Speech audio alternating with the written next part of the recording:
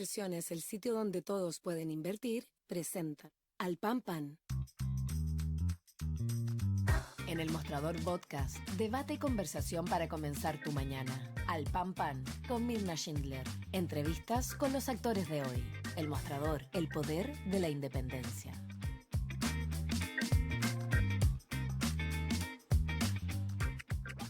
¿Cómo están ustedes? Muy buenos días y les doy también la bienvenida para esta nueva temporada aquí en Alpanpan con el Mostrador.cl. Partimos un poquito tarde, tuvimos ahí unos problemas, pero ya los solucionamos. Quiero contarles rapidito lo que vamos a tener en el siguiente bloque, siempre lo hago para que ustedes lo sepan.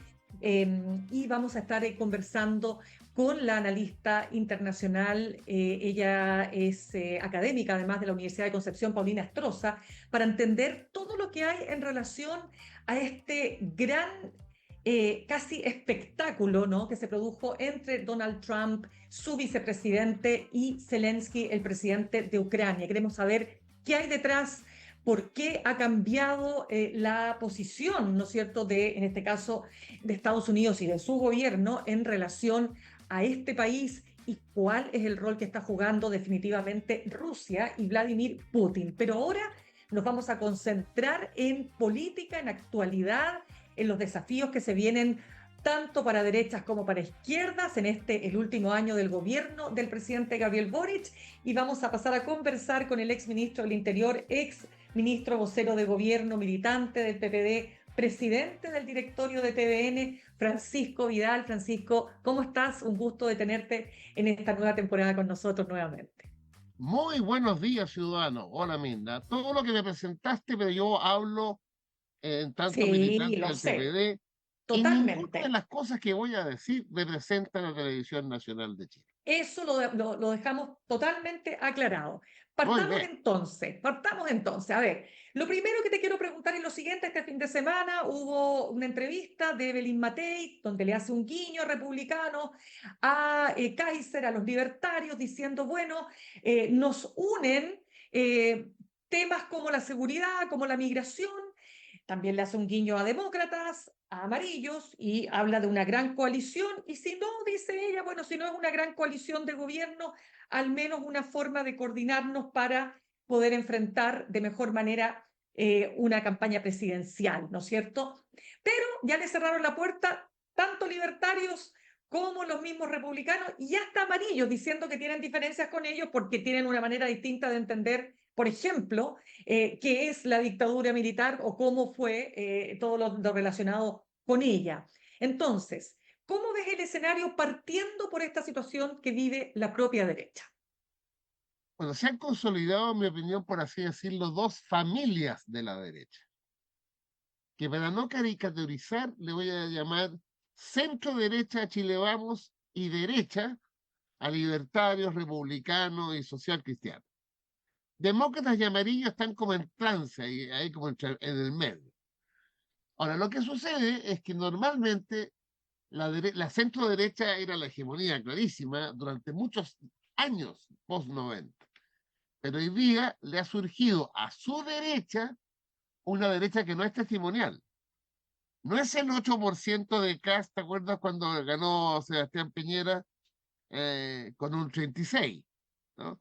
No, y si tú te fijas consistentemente en todas las encuestas de liderazgo de estas derechas, la suma de Kast, Kaiser, el Rojo Edwards, se acerca mucho a la adhesión de Evelyn Matei. Y en consecuencia yo entiendo la llamada de Evelyn Matei a una sola fuerza, pero es imposible porque se consolidaron dos derechas desde el punto de vista táctico y desde el punto de vista estratégico. Las respuestas permanentes de republicanos y libertarios a los llamados de Chile Vamos para la unidad ya es majadería. Vamos a tener a lo menos dos o tres candidatos de las derechas a primera vuelta, a lo menos dos listas parlamentarias, y ojo, y falta el pronunciamiento de otras derechas, que son los socialcristianos. Y habría que agregar que falta de otra derecha que funciona desde Alabama, con Parisi. Entonces, Mm. es bien impresionante porque teniendo ellos la primera opción, de acuerdo a las encuestas, su división genera toda esta complicación. Así Claro, que, de hecho, te agrego algo más. En el fin de semana, el diputado y presidente de la UDI, Guillermo Ramírez, decía algo bien interesante. Él decía que a mí lo que me genera más preocupación es la unidad de la izquierda. Si la izquierda está unida detrás de una sola candidatura y logra una o dos listas parlamentarias, entonces vamos a tener un escenario muy difícil. La izquierda sabe ganar elecciones en el país, han ganado muchas más que nosotros. ah, A ver. lo que pasa es que el escenario en términos comparativos tiene razón Ramírez, porque a ver, ¿en qué estamos nosotros? Primero se tomó una definición que para mí es clave. Un solo candidato o candidata a la primaria, a la primera vuelta. Ahora, eso tiene dos ruidos, ¿sí? Eso es lo que te acabo de decir. Ujú. Alberto Undurraga, que no es parte de la coalición, pero sí hace pactos electorales, sostiene que tiene que haber dos primarias. Y a esa afirmación, Mulet, el candidato de los regionalistas verdes, se plegó. Pero eso es completamente insostenible. Porque si tú llevas al oficialismo, a la izquierda y a la centroizquierda, en dos primarias, te obliga a tener dos candidatos a primera vuelta. Y dos candidatos a primera vuelta corren el riesgo, en mi opinión, de que el mejor candidato de esos dos salga tercero. Entonces, la decisión abrumadora, y que yo creo que no va a cambiar y no debiera cambiar, es tener una sola candidatura a primera vuelta. Ya. Ahora, para eso, también, y estamos en semanas clave, lo que yo veo es una primaria de la izquierda y centro izquierda que va a tener entre 6 y 8 candidatos. Más allá de los nombres que salen y que cada partido resolverá. Pero si tú sigues la prensa, conversas con mucha gente, el Frente Amplio tiene que decidirse entre el diputado Winter y la Beatriz Sánchez. El Partido Comunista tiene que decidirse entre Jadwe y la Janet Jara. Los radicales tienen que decidirse entre Marco Enrique Ominami, José Antonio Gómez y el hombre y Luis Riveros, el que fue rector de la Chile. Ya los liberales ya tienen su candidato, Vlado Milosevic. Los regionalistas ya tienen su candidato. La democracia cristiana, si se integra a esta primaria, ya tiene su candidato, que es Alberto Undurraga. El Ujú. PPD tiene su candidata, Carolina Toá. Falta, obviamente, la candidata o el candidato del Partido Socialista. Ese es el Ya, escenario que yo veo más real, más próximo. correcto. Pero ahí Ahora, tú has dicho, ese sí, escenario, sí, desde el punto de vista del PPD, tiene un problema. Y es dale. que para ser competitivo, lo ideal sería que PPD y socialistas llevaran una sola candidatura a la primaria. Ahora está más difícil el tema, porque todo lo que te acabo de decir cambia, cosa que yo no creo que vaya a ocurrir, pero lo coloco como escenario factible, si la presidenta Bachelet cambia de opinión. Si la presidenta Bachelet cambia de opinión y decide ser candidata por tercera vez, todos los partidos y sus candidaturas y precandidaturas entran a evaluar si vale la pena apoyar a Bachelet bajando su candidatura o mantener su candidatura yendo a primarias con Bachelet. Por ejemplo, ese escenario ya lo tienen definido dos de los candidatos. El Ya, tú candidato dices, Inosevich y el claro, candidato Mulet han dicho que si Bachelet va de candidata, ellos le van a competir en una primaria. correcto. No es lo mismo lo que he escuchado en el Frente Amplio, no es lo mismo lo que he escuchado en el Partido Comunista, no es lo mismo lo que he escuchado en el Partido Radical. Ya. Entonces, Ahora, dime, ya, lo que ocurre es lo siguiente. Bachelet está ahí digamos, no sé si estará en una discusión interna con su almohada para saber si efectivamente se lanzan esta nueva aventura. Evelyn Matei decía que le parecía poco probable o se preguntaba si acaso la presidenta estaría dispuesta a competir sabiendo que va a perder. Eso es lo que dice Evelyn Matei. Y por otro lado, Fernando Atria, que forma parte del Comité Político del Frente Amplio, decía una candidata como Bachelet facilita la negociación para la parlamentaria. Entonces, te pregunto, tú dices, lo veo poco probable. ¿Qué tan poco probable ves tú que efectivamente la presidenta Bachelet sea nuevamente candidata. Lo que sucede es que en todas sus declaraciones públicas y privadas ha insistido con argumentos de que la tercera oportunidad hay que dejársela a otros, por así decirlo. Ahora, la vida y la política también tiene sus bemoles. Ella, por ejemplo, en sus intervenciones, incluso en el extranjero, ha dicho el temor al gran avance de la ultraderecha en el mundo y también en Chile. Eso podría ser una opción, pero yo creo que teniendo, como te decía, 6 a 8 candidatos distintos a Bachelet, el tema de la no renovación ahí se muere, porque si tú tienes 5, 6, 7 candidatos a presidente de la República que provienen de la izquierda y centro izquierda, ese argumento se destruye por sí mismo. Ahora, ¿cuál es el punto? Efectivamente, hasta hoy las cosas cambian. Michelle Bachelet, desde el punto de vista de la intención de voto expresada en las encuestas, es la más competitiva frente a cualquier candidato de las derechas. Eso es un hecho. Pero también es cierto que las campañas van posicionando liderazgo. Siempre se recuerda muchos casos donde el candidato que terminó ganando o pasando segunda vuelta empezó muy abajo. El mejor ejemplo es Boric. Bueno, Boric, eso es lo que te iba a candidato, comentar. tenía un Claro. 1%, pero la campaña te va generando un reordenamiento de las adhesiones. Lo Ya, mismo pero pasa hay, con Toá. Toá tiene muy baja aprobación y, desde el punto de vista de las expectativas, porque la gente al preguntarse por Toá, la evalúa en tanto ministra del Interior de este gobierno en el tema de la seguridad.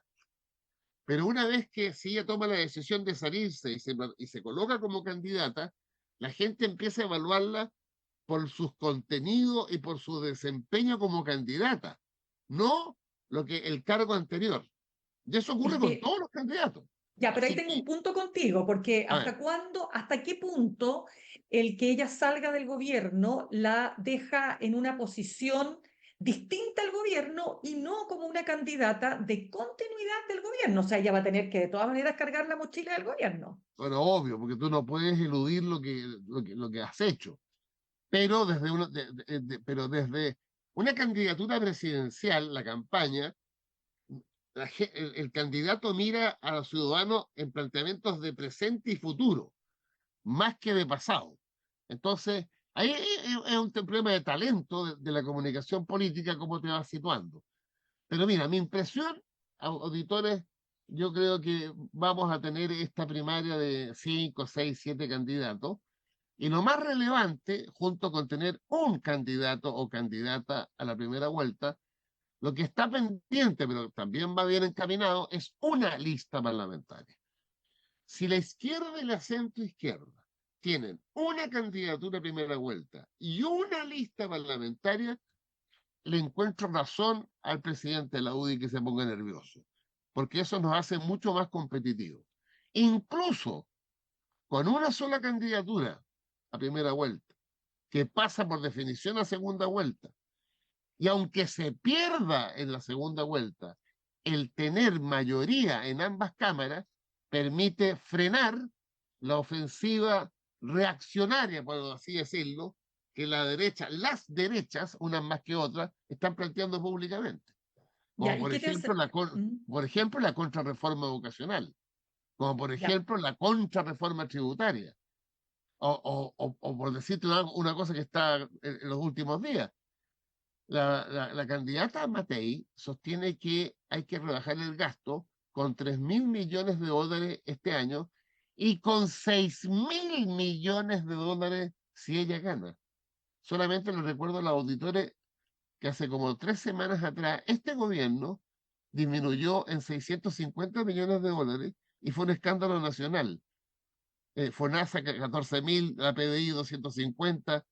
Es decir, es muy difícil un compromiso de esa naturaleza porque va carcomiendo muchas políticas públicas en donde el Estado asume la responsabilidad, básicamente en educación, en salud y en vivienda.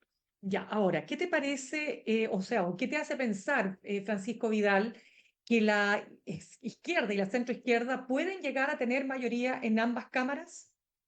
por un problema práctico. Si en un sistema proporcional, si una fuerza, un solo bloque, va en una lista y sus adversarios van a lo menos en dos, si no en tres, las cifras repartidoras te fortalecen al bloque que va unido.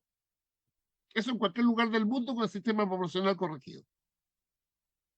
Ya, o Por sea, eso la también, dispersión. y Ya. por eso también, tú has escuchado a la derecha, particularmente en Chile Vamos, también apelar hasta el cansancio a una lista parlamentaria. Bueno, de hecho lo dice precisamente Guillermo Ramírez. El problema es que podríamos tener hasta 4 listas distintas y eso tendría un resultado conocido de antemano, la derrota de la actual oposición en el Congreso. Claro, mira, si tú vas con cuatro listas, Chile Vamos, republicanos, libertarios, social cristiano, Ujú. versus uno de la izquierda y centro izquierda, o sea, esto no es un problema de gana, es un problema matemático, es un problema del sistema. La división te debilita, la unidad te fortalece. Ya.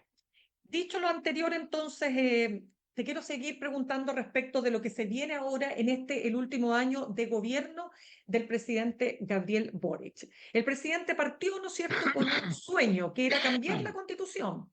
¿Cuánto Mm, se ha hablado de cuánto tiempo se perdió, sobre todo los primeros meses de su gobierno, claro. esperando una Constitución que no fue? Finalmente termina su tercer año con una reforma a las pensiones. ¿Cuál dirías tú que va a ser el verdadero legado de esta administración y del presidente? Yo te diría que con todo en contra, al no tener mayoría ni en la Cámara ni en el Senado, yo te diría que la reforma previsional, con todas las debilidades, es un cambio sustantivo. La PGU a 250, o no obstante que fue creada por Sebastián Piñera, está llegando a 2.200.000 personas. Eh, las 40 horas, que es gradual, va a ser un cambio en la vida de las personas. El salario mínimo a 510.000 pesos es significativo, lo recibe 1 millón de trabajadores y trabajadoras en Chile. El tema del royalty, que es muy poco conocido, pero un royalty en que un tercio de la recaudación, o sea, 500 millones de dólares, van derechamente al territorio, es la reforma de carácter tributario de mayor impacto en el territorio. Está muy poco difundido esto, ¿ah? Pero fíjense que el royalty a las 10 empresas mineras más grandes recauda más o menos 1.500 millones de dólares al año. Unos 450 a 500 millones de dólares, la ley los divide de esta manera, ciudadanos. Ujú. La mitad va para los 16 gobiernos regionales. O sea, estoy hablando de 250 millones de dólares al año. Y la otra mitad va a 306 comunas de las 345. Ahora, de esas 306 comunas hay una hiperprivilegiada, que son las comunas mineras, que son como 46, que reciben una inyección por ser comuna minera y una inyección por ser comuna vulnerable. Y como esto hay que aterrizarlo, escúchenme bien, ciudadanos auditores, esto significa que una comuna popular como Lo Prado, chiquitita, en la zona poniente de Santiago, está recibiendo para inversión con recursos 1.400 millones al año. Usted dirá, eso es mucho, es poco, le voy a hacer una comparación. La comuna de Lo Prado, con sus propios recursos, solamente invierte 140 millones de pesos al año. Le van a llegar 1.400.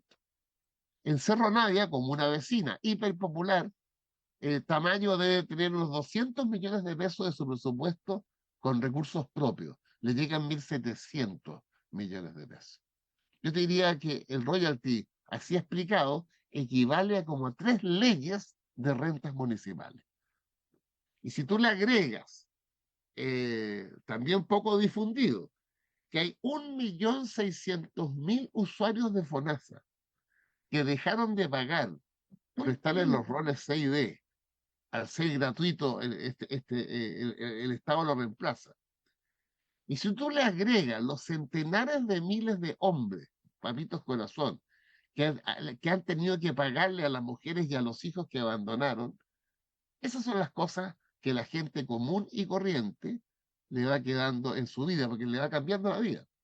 Claro, ahora, sí, deja solamente para cerrar porque se nos va acabando el tiempo, lamentablemente, Pancho, partimos un poco tarde, pero te voy a dar 5 minutitos más, porque lo Ya. que quiero preguntarte es lo siguiente, cuando hablamos de el legado, fíjate que Jorge Correa Sutil, ex presidente, no, fue ex integrante del Tribunal Constitucional, subsecretario del Interior, ¿no es cierto?, decía, dice, para él, el gran legado es haber asegurado la estabilidad de las instituciones que padecieron crisis que no parecían fáciles de sortear. Y dice además, una cosa que me parece interesante, y ante las que probablemente otra conducción política pudo haber sucumbido. Te lo digo esto porque contra Boric han arreciado las críticas por parte de las oposiciones, ¿no es cierto?, de que ha sido un mal gobierno, de que esto es un gobierno que ha destruido al país, que lo ha empeorado, ¿no es cierto? Lo dicen abiertamente todos los días distintos parlamentarios de las derechas, pero también de partidos que otrora fueron de la concertación. ¿Cómo lo ves? Lo que pasa es que si tú analizas la historia de corto alcance, eh, el 2006 la Revolución Pingüina algo te dijo. El 2011 la Revolución Universitaria algo te dijo. El mismo año las marchas No Más AFP algo te dijo. Los estallidos de carácter regional en Aysén, en Calama, en el norte, algo te han diciendo. Todo eso estalló en el 2019. Consecuencia, al final del gobierno del presidente Piñera y lo que viene con el presidente Boric, evidentemente es una estabilización, porque las instituciones, después de ese terremoto, volvieron a funcionar. La economía, claro, está creciendo muy poco, pero crece, pues. 2,5 el año pasado. Ahora, cuando el gobierno dice estabilizar y recibe una artillería de misiles de la derecha, es porque efectivamente lo ha logrado. Y vamos a tener elecciones presidenciales y parlamentarias y vamos a ver el resultado a las 9 de la noche. Y eso es el valor de Chile. Y en consecuencia, y vas a tener además opciones que los ciudadanos van a tener que definir entre una continuidad, en mi opinión, consolidando lo avanzado y mejorando lo avanzado, porque la gratuidad ya se instaló, hay 500.000 de familias con sus hijos estudiando gratis, 500.000, eso es imposible de retrotraer. Tú tienes, por ejemplo, los SLEP, que tienen tanta dificultad, pero la derecha está pidiendo volver a la municipalización, si es una locura. Es estratificar más, depende de la comuna donde tú naces, desde el punto de vista de la adopción. Entonces, mi impresión es que el gobierno estabilizó al país. Lo estabilizó en el mínimo, si tú quieres, pero lo estabilizó. Ahora, ¿Cuál es el...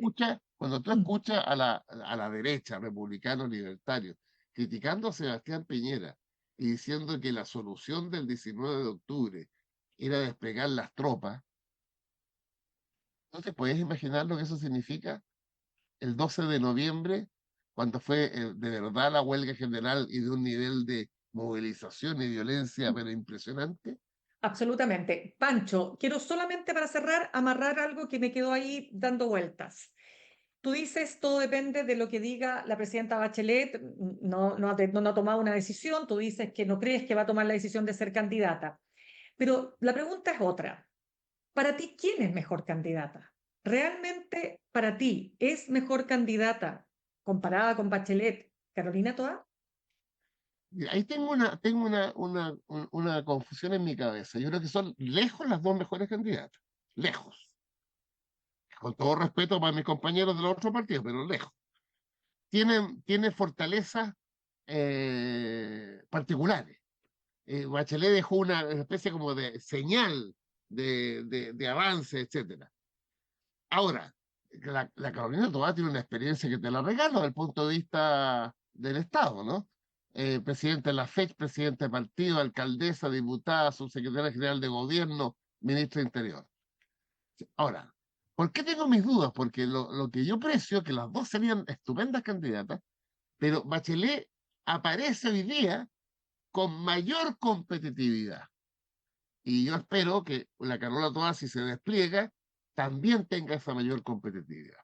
Porque más allá de las personas, las conozco a las dos, obviamente, yo creo que lo que está en juego en Chile, con el adversario que tenemos al frente, es sencillamente un retroceso de las conquistas logradas hasta este minuto. Incluso si gana Matei. Claro, porque Matei no va a poder gobernar sola. Matei va a tener que tener ministros republicanos y libertarios. Entonces, solamente imagínate. O sea, cuando yo escucho ciudadanos de Chile, escúchenme bien, no escuché, lo leí, que el presidente republicano en alguna entrevista que se me pasó sostiene que el candidato Kast está dispuesto a no salir de Chile, pensando en seguramente acusaciones de derechos humanos. ¿Ah? Y ayer leí en el Mercurio el programa de seguridad. Es de una radicalidad impresionante. Ahora, ojo, nosotros estamos en deuda con eso, porque parte de la elección se va a definir en cómo los candidatos se enfrentan al principal problema de los chilenos, que es la inseguridad ciudadana. Y en consecuencia, tanto Matei en menor grado, pero Kast y Kaiser están compitiendo en cuál es más radical en las resoluciones frente al tema de la inseguridad. Ahora, ellos no se pierden, ¿eh? Porque por algo, encuesta tras encuesta, cuando le preguntan a los chilenos cuál es el mejor presidente de América Latina, la respuesta es Bukele, pues, muchachos. Entonces, si la izquierda no se da cuenta que ahí está la principal fortaleza de la derecha más radical, en el sentido de interpretar la angustia de la inseguridad ciudadana del mundo popular y de las capas medias, sencillamente, mira lo que pasó en Austria, mira lo que pasó en Alemania, mira lo que pasó en Argentina, tiene otra connotación.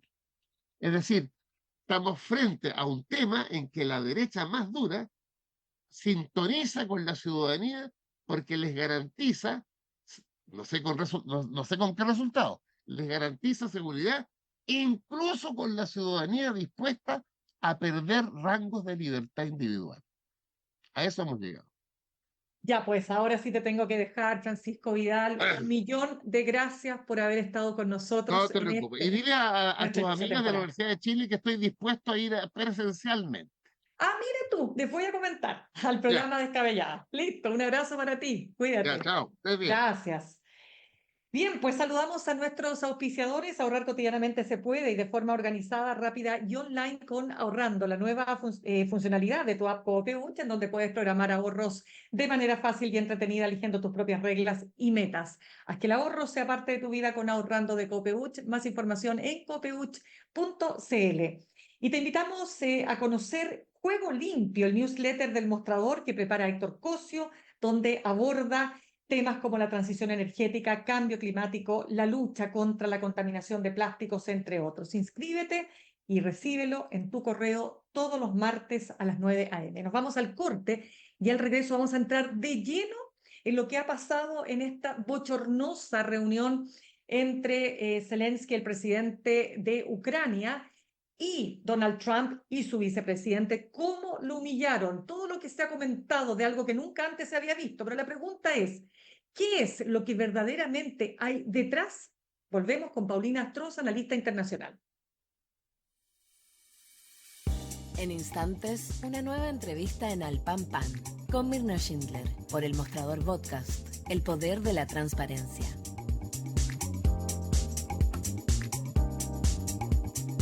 En Copeuch cada vez somos más socios. Y cada año tenemos una buena noticia, el remanente. Un beneficio único de las cooperativas. En donde los resultados se distribuyen entre todos sus socios y socias. Porque más socios, más productos, más cooperativismo, es más remanente. Conoce más en copeuch.cl. Infórmese sobre la garantía estatal de los depósitos en su cooperativa o en www.cmfchile.cl. El remanente es el resultado positivo de la gestión de la cooperativa en el ejercicio del año anterior. En caso que la gestión de Copeuch sea favorable, el remanente se distribuye entre los socios de la forma señalada en los estatutos y normativa vigente.